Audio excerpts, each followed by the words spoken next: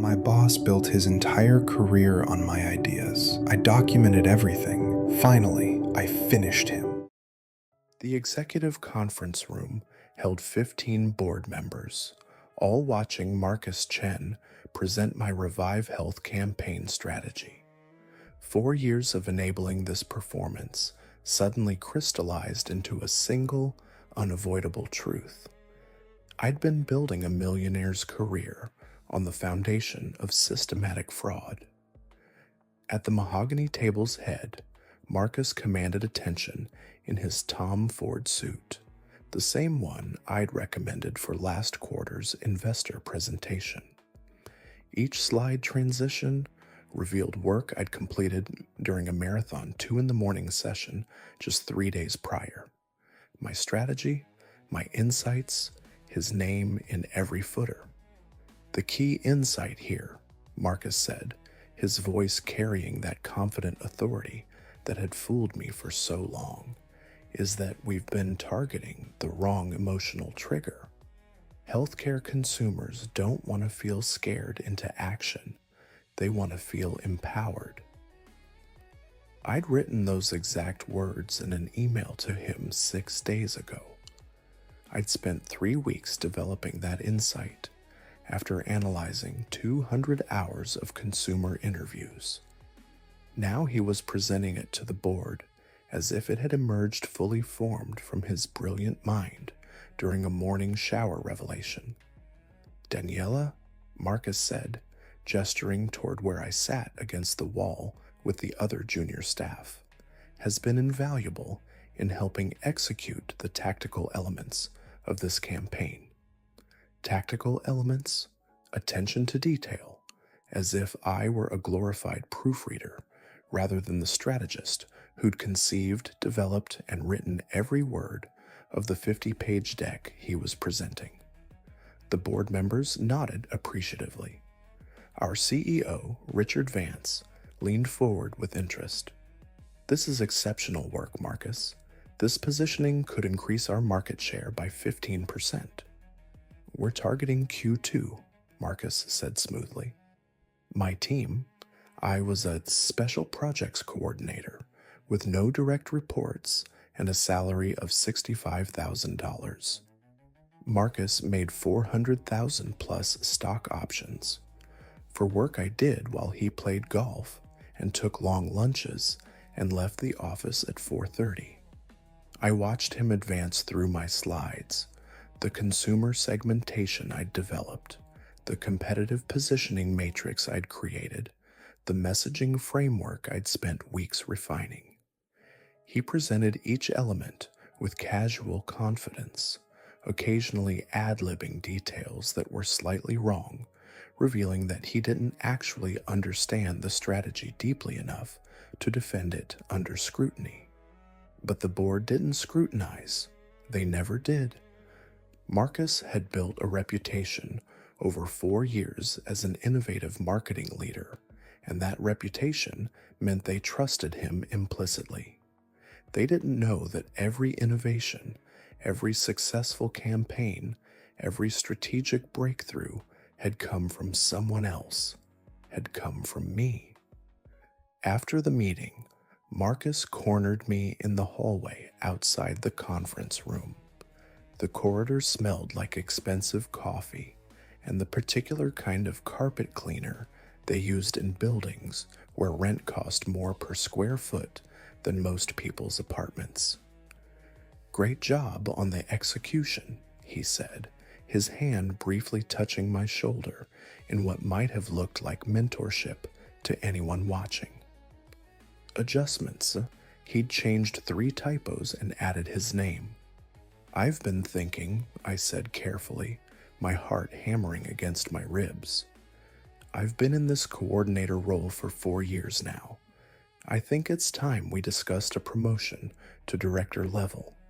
My work has been—" "Let's talk about that in my office," Marcus interrupted, his smile tightening just slightly. I spent the afternoon at my desk, trying to focus on the product launch timeline I was developing, but my mind kept replaying the meeting. 4 years of this. 4 years of watching Marcus present my work, take credit for my ideas, build his career on my innovations while I stayed trapped in a coordinator role that paid barely above entry level. I'd moved to New York for this job, left behind my family in Austin, taken on debt to afford an apartment in a city where everything cost twice what I'd expected. I'd believed Marcus when he'd told me this was an opportunity to learn from the best, that if I worked hard and proved myself, advancement would follow naturally. But advancement never came, just more work, more late nights, more of my ideas flowing upward to Marcus and emerging with his name attached. At 5 o'clock, I knocked on Marcus's corner office door. Through the glass wall, I could see him on the phone, laughing at something, his feet propped on his desk. He saw me and waved me in, wrapping up his conversation. "Sorry about that," he said, hanging up. "Investor relations. They loved the Revive Health strategy. His SVP promotion for my work. That's actually what I wanted to talk about," I said, sitting in the chair across from his desk. The leather was expensive, probably cost more than my monthly rent. "I've been doing executive level work for 4 years, Marcus. I write every strategy deck, create every campaign, manage every client relationship. But I'm still classified as a coordinator, making $65,000 a year." Marcus leaned back in his chair, his expression shifting into something I'd never seen before, not the warm mentor, but something colder. "I'm not confused," I said, keeping my voice steady even as my pulse raced. "I have documentation of every strategy I've created, every deck I've written." "Documentation of work you did as part of your job," Marcus interrupted. "Work I supervised and guided. You're a talented executor, Daniela, but you're not a strategist. Not yet." "I'm not learning from you," I said, the words coming out sharper than I'd intended. The silence that followed felt dangerous. Marcus stood up, walked to his window, looked out at the city skyline for a long moment. When he turned back, his face was pleasant again, but his eyes were calculating. "I'm going to pretend you didn't say that," he said quietly. "I'm going to assume you're having a bad day, that you're stressed. Because what you're suggesting, that I've been stealing your work, that's a very serious accusation, the kind of accusation that could destroy a career," I asked. "I'm protecting you," Marcus said, sitting back down and folding his hands on his desk. "From yourself. Because if you go around making claims like that, no one will believe you. A coordinator claiming she did the CMO's work? You'll look delusional, ungrateful. No company in this industry will touch you after that kind of behavior. I have friends at every major agency, every top brand. One word from me about you being difficult, about you having delusions about your contributions, and you're done." "So you're saying I should just accept being exploited?" I said. "I'm saying you should recognize an amazing learning opportunity when you have one," Marcus replied. "You get to work closely with an executive, learn the business, develop your skills. In a few more years, if you keep your head down and do good work, maybe we can talk about a promotion to senior coordinator. But you need to earn it, Daniela." I left his office with my hands shaking and my mind reeling. 4 more years, senior coordinator, still invisible, still underpaid, still watching him take credit for my ideas while he got richer, and I struggled to pay off my student loans in a 1-bedroom apartment in Queens. That night, I couldn't sleep. I lay in bed, staring at my ceiling, replaying 4 years of manipulation in my head. All the times Marcus had asked me to draft some ideas that he'd then present as his own. All the times he'd praised me in private while keeping me invisible in public. All the client meetings where he'd discussed his strategy while I sat silently taking notes on my own work. I remembered the first campaign I'd created for him, 8 months after I'd started. It was a complete rebrand for one of our pharmaceutical clients, a comprehensive strategy that had increased their market share by 12%. I'd worked on it for 3 months, staying late every night, conducting research, developing consumer insights, creating the positioning framework. Marcus had presented it to the client as his work. When the client had praised the strategy, Marcus had thanked them and said something about how years of experience in the industry had taught him to see opportunities others missed. I'd sat in that meeting feeling proud that my work was being praised, not yet understanding that Marcus had no intention of sharing credit. After that campaign's success, Marcus's career had accelerated. He'd been promoted to CMO. His salary had increased. He'd been invited to speak at the industry conferences, and I'd remained a coordinator, watching my ideas make him famous. I got up at 3 in the morning, made coffee in my tiny kitchen, and started going through my files. Every email I'd sent Marcus with campaign ideas, every strategy document I'd created with metadata showing I was the author and the creation date, every presentation deck with tracked changes showing I'd written it and he'd changed nothing but the presenter name. I had 4 years of evidence. I just hadn't known I'd been collecting it. Over the next 3 months, I became methodical about documentation. I started recording our strategy sessions. New York is a one-party consent state, so it was legal as long as I was part of the conversation. I kept copies of everything I created, making sure metadata was preserved. I began having casual conversations with other junior staff members, asking careful questions about their experiences working with Marcus. What I discovered made my blood run cold. I wasn't the first. She'd left the company 2 years before I'd started, burnt out and demoralized. I found her through LinkedIn and reached out carefully, asking if she'd be willing to talk about her experience in Marcus's department. We met at a coffee shop in Brooklyn, far from our old office. Jennifer was working at a startup now, doing good work, but I could see the bitterness still lingering when she talked about her time with Marcus. He destroyed my confidence, she told me, stirring her latte absently. I spent 2 years thinking I wasn't good enough for the work I was actually doing. I'd create these complex analytical models, and he'd present them as his own work.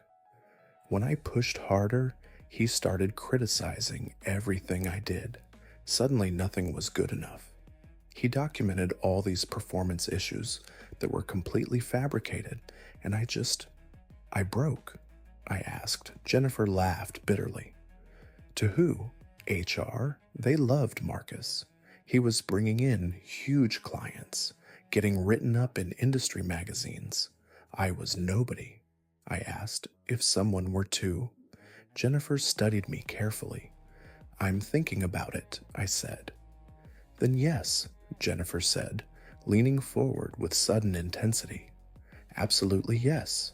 Someone needs to stop him, because he's still doing it, isn't he? He is, I confirmed. Then take him down, Jennifer said, and when you do, call me. I found 2 others. Alex Rodriguez, a marketing associate who'd written the thought leadership articles Marcus published under his name in industry magazines, and Priya Sharma, who developed the client relationship framework Marcus claimed as his signature methodology. Both had been pushed out after they'd started asking questions about credit and recognition. Alex had filed a complaint with HR that had gone nowhere. They said it was normal for senior executives to publish work created by their teams, he told me over the phone. They said I was being territorial about collaborative work. Meanwhile, Marcus was getting six-figure speaking fees for conferences where he'd present frameworks I'd created. Priya's story was even worse. She'd been unable to get promoted, had been passed over for projects, had eventually been pushed out entirely. Priya asked when I contacted her. Still there, I confirmed. God, I hate that man, Priya said, not just for what he did to me, but for making me doubt myself, for making me think maybe I was crazy, maybe I was overestimating my contributions. Meanwhile, Marcus was escalating his retaliation against me. He'd started documenting what he called performance issues, arriving at meetings 2 minutes late, forgetting to CC him on an email, using the wrong font in a presentation. All minor things, individually meaningless, but he was building a paper trail. I knew what he was doing. I'd seen him do it to others, create enough documented issues that firing me would look justified, that I couldn't claim it was retaliation for asking for a promotion. He called me into his office one Friday afternoon. Daniela, I'm concerned about your recent performance, he said, sliding a document across his desk. I looked at the document. Nothing substantive, but it looked official. It looked like a record of legitimate performance concerns. This is retaliation, I said quietly. This is performance management, Marcus corrected. I've been covering for you, Daniela, trying to help you improve. But I can't keep doing it if you're not meeting standards. A PIP, the corporate kiss of death. It was designed to make firing me look justified, to prevent me from claiming wrongful termination. Once you were on a PIP, you were essentially already fired. It was just a matter of time. I'll need to think about this, I said. You have until Monday, Marcus replied. And Daniela, I'd suggest you think very carefully about your next moves. This industry is smaller than you think. Reputations matter. And right now, you're building a reputation as someone who doesn't understand professional boundaries, who makes inappropriate accusations against supervisors. The threat was clear. Accept the PIP and eventual firing quietly, or he'd make sure I never worked in marketing again. I walked out of his office, knowing I'd reached a decision point. I could accept the PIP, try to survive it knowing it was designed to be impossible, and probably get fired anyway, while Marcus continued exploiting the next talented person he found. Or I could fight back. I spent the weekend finalizing my documentation, every strategy I'd created over 4 years, with timestamps and metadata proving authorship. Every email where Marcus had asked me for ideas and then presented them as his own. Recordings of strategy sessions where he'd asked me to explain my thinking and then used my exact words in board presentations days later. Testimony from Jennifer, Alex, and Priya about the pattern of exploitation spanning nearly a decade. I also pulled together financial documentation. Marcus's salary and bonus history were available in our corporate filings. As a public company, executive compensation was disclosed. $6 million in base salary plus bonuses. I'd earned $260,000 total in that same period, but the real disparity was in the stock options. Marcus had received options tied to his successful campaigns I'd created. Those options were now worth approximately $800,000. He'd gotten rich off my work while paying me barely enough to survive in an expensive city. I calculated that if I'd been compensated fairly for the work I was actually doing, director or VP level, which was what my output merited, I should have earned at least $500,000 over those 4 years. Marcus had effectively stolen $240,000 from me through wage suppression and credit theft. On Monday morning, I didn't go to Marcus's office to discuss the PIP. Instead, I emailed Richard Vance's executive assistant requesting an emergency meeting with the CEO and board of directors. I marked it urgent and confidential. His assistant replied within minutes. Financial fraud and intellectual property theft. I wrote back. I got a meeting scheduled for Wednesday afternoon. Marcus found out Tuesday morning. He came to my desk, his face carefully neutral, but his jaw tight. "That's right," I said, continuing to type. I looked up at him. This man who'd stolen 4 years of my work and tried to destroy my career when I'd asked for basic recognition. "You'll find out Wednesday," I said. "This is a mistake," Marcus said quietly, leaning down so only I could hear. "A huge mistake. Whatever you think you have, whatever you think you're going to prove, it's going to backfire spectacularly.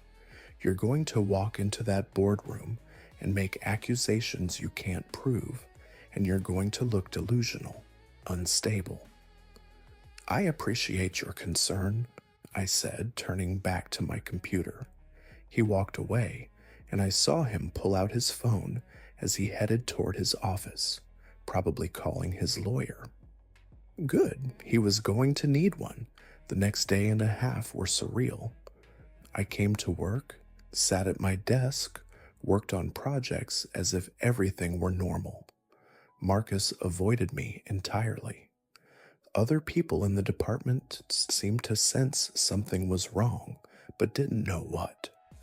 I caught Jennifer from the analytics team watching me with concern, but she didn't ask questions. I spent my evenings reviewing my presentation, making sure every piece of evidence was airtight, every claim backed by documentation.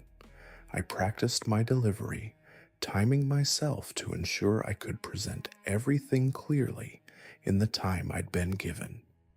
Wednesday afternoon arrived with the particular clarity that comes with knowing you're about to either vindicate yourself or destroy your career. I walked into the executive conference room carrying 2 binders of documentation and a laptop with all my evidence backed up in triplicate, laptop hard drive, external drive, and cloud storage. The board was already seated, 8 directors plus Richard Vance. Marcus was there too, looking concerned and confused in a way I knew was calculated. He'd probably already spoken to some board members, framed this as a disgruntled employee making baseless accusations. "Daniela," Richard said, "you requested this meeting claiming there was fraud. That's a serious allegation." I connected my laptop to the presentation screen, my hands steady despite my racing heart. "Over the past 4 years," I began, my voice steadier than I'd expected, "I have been employed as a special projects coordinator, reporting to CMO Marcus Chen. My official job description involves administrative support and project coordination." I clicked to my first slide, a timeline showing every major campaign launch and strategic initiative from the past 4 years. Each of these campaigns was attributed to Marcus in board presentations, in client meetings, and in industry publications. Marcus leaned forward. "Richard, this is absurd. Daniela is a valued team member who helps execute strategies under my direction, but please let her finish," Richard said, holding up a hand. I spent the next 45 minutes walking through my evidence systematically. For each major campaign I showed the original email where I'd pitched the idea to Marcus, with timestamps proving I'd sent it weeks or months before any public presentation.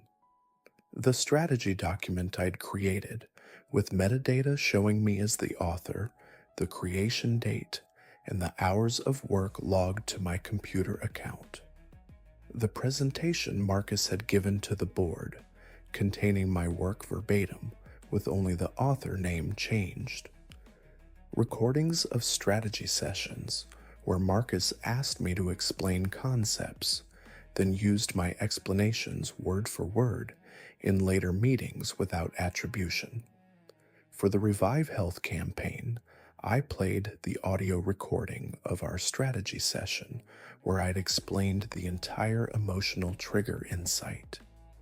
Then I pulled up the board presentation where Marcus had used my exact words while claiming the idea as his own overnight revelation. I showed financial analyses I'd created that Marcus had presented as his own work to investor relations. I showed client presentations I'd written that he'd delivered without attribution, taking credit when clients praised the strategic thinking. I showed thought leadership articles he'd published in industry magazines that were actually written by me. I had the original drafts with my metadata and the published versions that were identical except for the byline. Then I brought up testimony from Jennifer, Alex, and Priya, showing this wasn't a one-time occurrence, but a systematic pattern of exploitation spanning nearly a decade. I have documentation of approximately 40 major strategic initiatives over 4 years, I said. Marcus presented all 40 to this board as his own work. Analysis of his output before hiring me and before hiring my predecessors shows he produced no original strategic work of substance during those periods. The room was silent. Marcus's face had gone pale, then red. Sarah Chen, one of the board directors, was taking notes furiously. "This is a complete mischaracterization," Marcus said, his voice tight. "I supervised this work. I guided the strategy. Just because Daniela helped with execution doesn't mean—" "I'm going to play another recording," I interrupted. I played audio of Marcus and me in his office. His voice: "I need you to draft the positioning strategy for the new launch." My voice: "I think we should focus on physician education rather than direct to consumer. The drug treats a complex condition that requires specialist diagnosis." For the next 15 minutes of recording, I explained the complete strategy, the physician outreach program, the educational content framework, the partnership approach with medical associations, the measurement criteria. Then I pulled up the client presentation from last week, the one where Marcus had presented the physician-focused strategy as his brilliant insight, the one that had won us the account. "He didn't guide this strategy," I said quietly. "He didn't develop it. He didn't contribute to it in any meaningful way. He asked me to create it, then presented it as his own work. That's not mentorship. That's not supervision." I showed them the metadata on documents, dozens of strategy documents, where I was the sole author and Marcus's only modification was changing the name before presenting. I showed them the pattern of my work coinciding with Marcus's innovative period and the lack of any substantive output from him during times when he didn't have talented junior staff to exploit. Richard looked at Marcus. Marcus had composed himself, settling into the smooth executive persona I knew so well.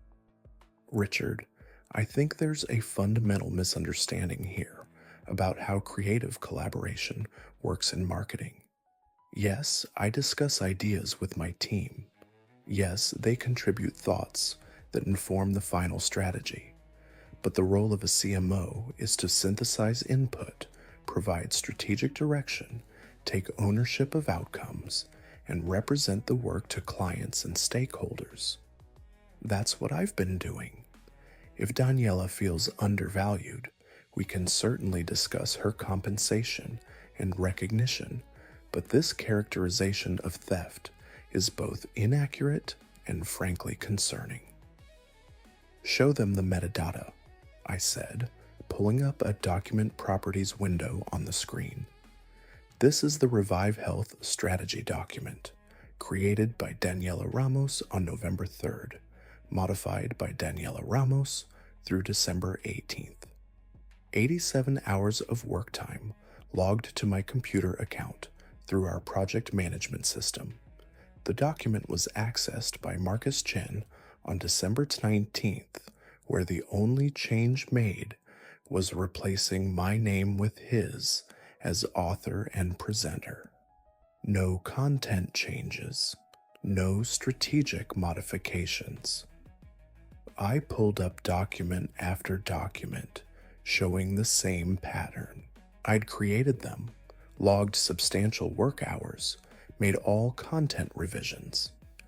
Marcus's only interaction was changing his name and presenting them.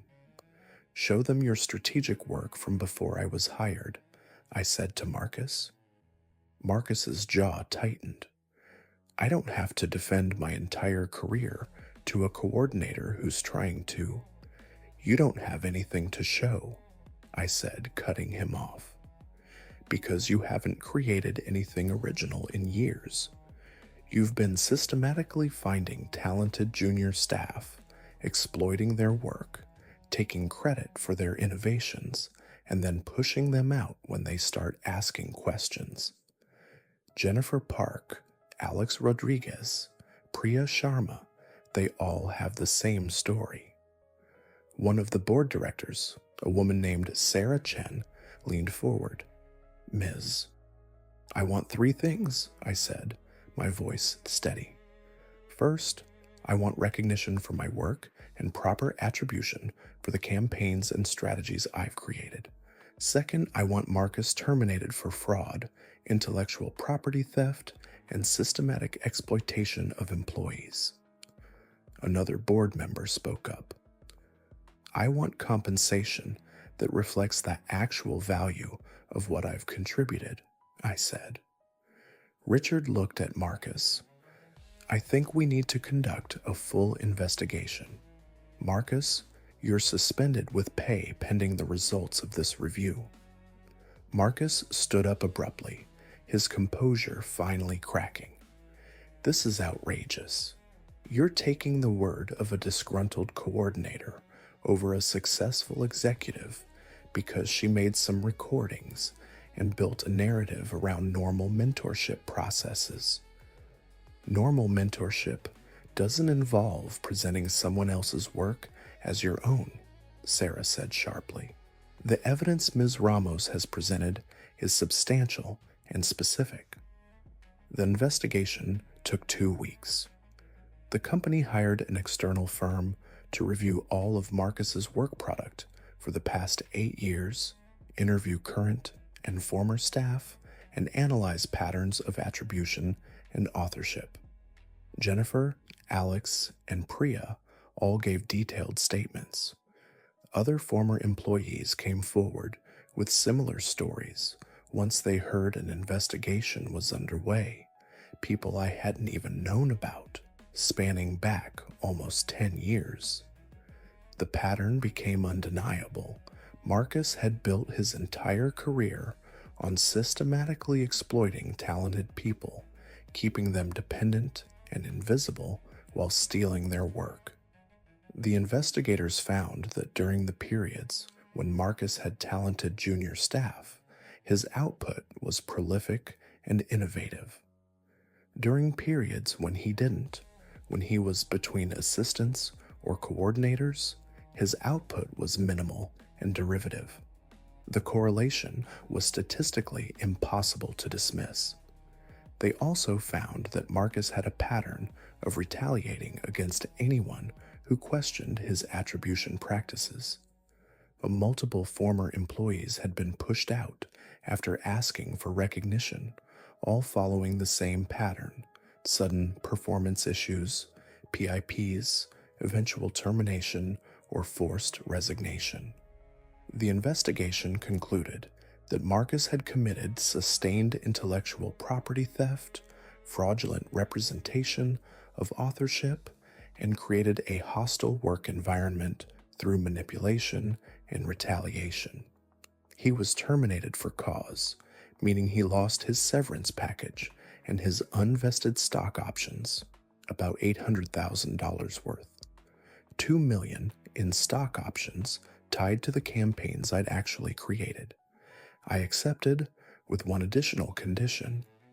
The company had to implement comprehensive new policies protecting junior staff from exploitation, including mandatory attribution requirements for all strategic work, regular anonymous feedback systems for reporting credit disputes, and clear investigation protocols for intellectual property concerns. They agreed to everything. The board was terrified of the liability they'd exposed themselves to by allowing Marcus's behavior to continue for so long. My first act as CMO was to promote Jennifer, Alex, and Priya to director-level positions with proper compensation and title. They all accepted, finally getting recognition for work they'd done years earlier. My second act was to establish a mentorship program with clear written guidelines about authorship, attribution, and career development. Every project now had documented contribution records. Every presentation included attribution slides showing who created what. Every campaign had clear authorship markers. My third act was to publish an article in a major industry magazine about my experience, not naming Marcus specifically to avoid legal issues, but describing the pattern of exploitation I'd experienced and encouraging other professionals to document their work, understand their rights, and speak up about credit theft. The article went viral. I received hundreds of messages from people who'd experienced similar exploitation, particularly women and minorities who'd been kept invisible while their bosses took credit for their innovations. Several high-profile cases of credit theft were exposed in other companies as people felt empowered to come forward with evidence. Marcus tried to find another executive position. No company would hire him. The investigation findings had leaked, not from me, but from other board members and former employees who felt the industry needed to know what he'd done. His name became synonymous with fraudulent leadership and systematic exploitation. Last I heard, he was working as an independent consultant for a small firm in New Jersey, making about a tenth of what he'd made when he was stealing my work. His LinkedIn profile listed him as a marketing advisor, and he had no recommendations or endorsements.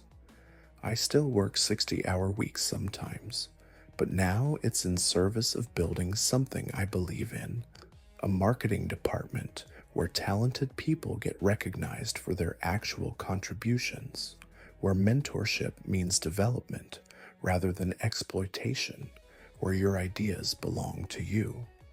Sometimes I think about the woman I was 4 years ago, so grateful to have a job working for a brilliant executive, so willing to believe that if I just worked hard enough and learned enough and waited patiently enough, I'd eventually get recognition. I don't regret that version of myself. She was doing the best she could with the information she had, but I'm glad I became the version of myself who fought back, because somewhere right now, there's another talented professional being told to be patient, to keep learning, to trust that their boss has their best interests at heart while their work gets stolen and their career gets suppressed. That person needs to know they can document everything, build evidence, and fight for what they've actually created. You don't have to stay invisible just because someone powerful wants to keep you in the shadows. Sometimes the most powerful thing you can do is step into the light and force everyone to see who's really been doing the work all along. And when you do, when you finally expose the truth, you discover that all those fears about retaliation and blacklisting and career destruction were just weapons your exploiter used to keep you silent. The truth, backed by evidence, is more powerful than their threats ever were.